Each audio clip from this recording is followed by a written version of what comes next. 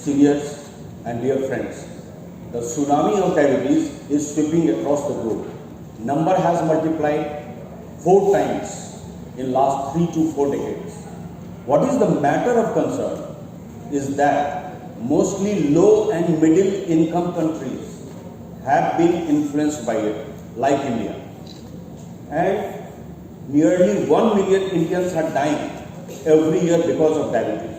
It is contributing as the major cause of blindness, stroke, heart disease, kidney failure and lower limb amputations. So this is putting a huge socio-economic burden on the individual, society and the nation.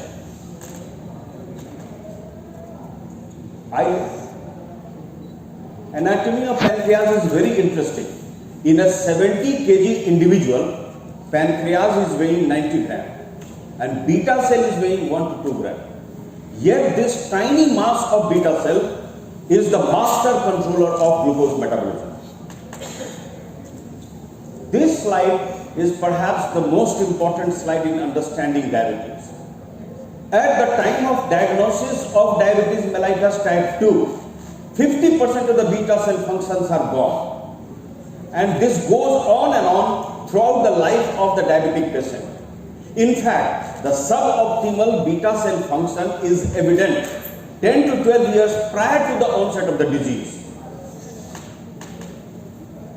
Pancreatic morphology is dominated by the amyloid plaque formation, alpha set dominance, and there is huge decrease in the number of beta cells which are disorganized and misshapen. Against the background of insulin resistance and genetic predisposition, glucotoxicity, lipotoxicity, endoplasmic reticulum stress, mitochondrial dysfunction, oxidative stress, islet inflammation, islet amyloid polypeptide are responsible for dysfunction, dedifferentiation and death. Why do we need to preserve beta cell at all?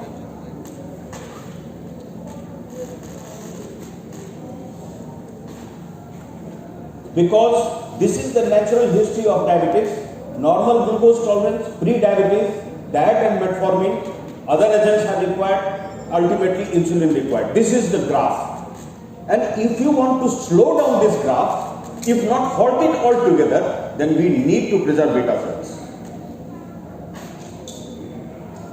Understanding pathophysiology and changing minds.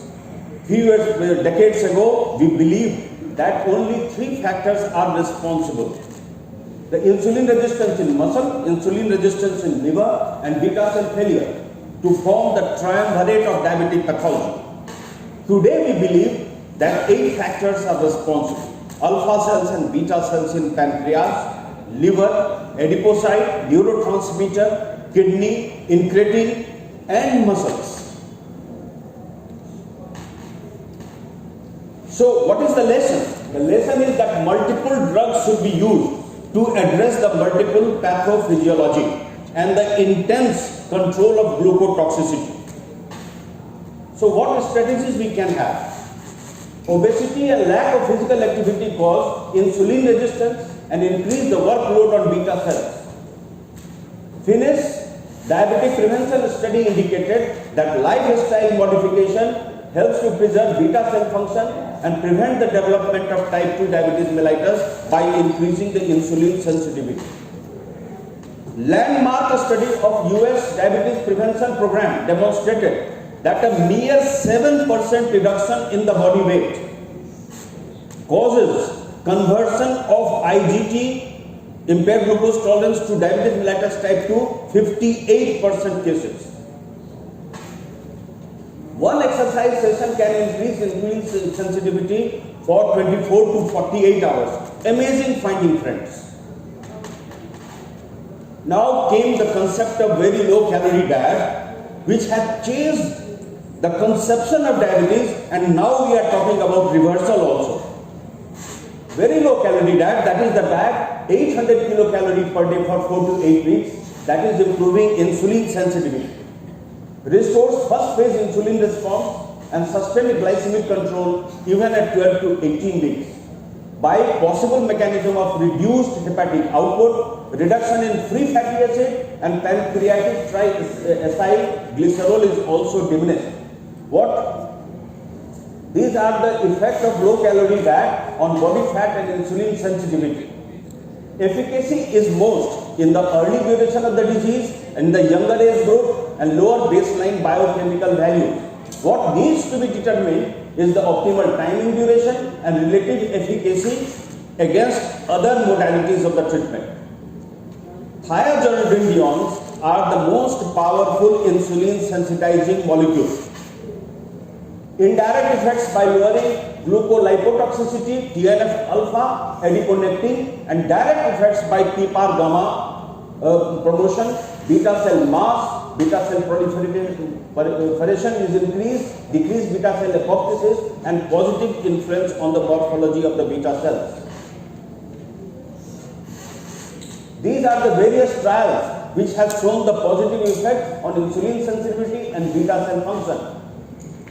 There are certain issues we all know, but despite those issues, pioglitazone is considered as the main treatment after metformin because of its certain important effects, like it is a great sensitizer, durability of the effect, and it reduces ischemic events and stroke, and we all know that they are a useful molecule against non-alcoholic fatty liver disease.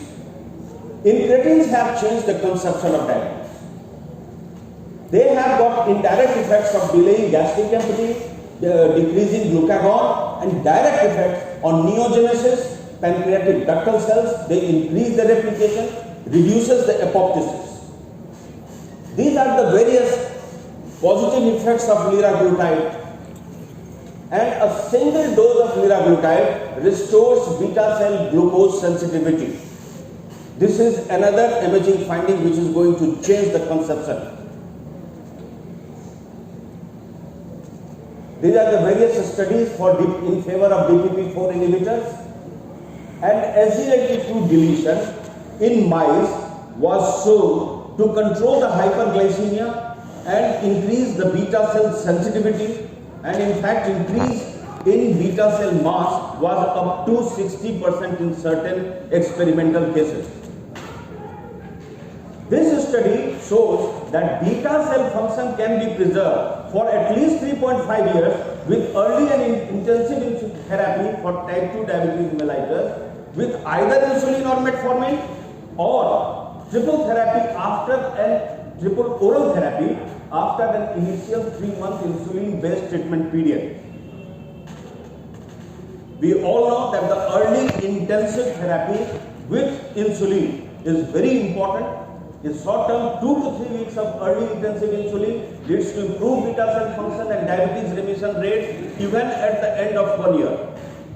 Similar reporting was done by Wang et al. In 2008, and Chen proved that improvement with NPH insulin were better as compared to other oral molecules. In rheumatoid arthritis patients who took chloroquine, hydroxychloroquine, it was seen that preservation of Langerhans structure and significant increase in beta cell mass was there, and suppression of beta cell apoptosis, and correction of the significantly increased alpha cell mass. Bariatric surgery, these are the different modes. Increasing amount of evidences are there in favor of bariatric surgery in indicated population. Results in weight loss, enhanced insulin sensitivity, favorable alteration in incretin hormones, higher remission, lower relapse were reported in patients with shorter duration, better perioperative control, and profound weight loss. The effects of bariatric surgery on beta cell function were recently summarized by Bradley et al. And indicate that they increase disposition index, early insulin secretion, and weight loss. The take home message, friends, is that there are different modalities of the treatment available for us, and we should choose those modalities which are going to preserve beta cell. Lifestyle modification costs nothing, but they are doing the intense thing. The huge success of very low calorie diet and bariatric surgery in indicated population has shown that the solution to this complex disease lies in diet modification, lifestyle modification. And even despite lifestyle modification, it is not controlled. Earlier, the intensive control of hyperglycemia should be done, preferably with insulin, to give the patient benefit of legacy effect. And if despite all these things we require molecules, we should be using those molecules which has got positive effect on beta cells like GLP-1 receptor analogs, SGLT2 inhibitor, DPP4 inhibitors and pioglitazone. By adopting these means and instituting these lifestyle modification at the earliest stage, we can possibly tackle the menace of type 2 diabetes mellitus. Thank you.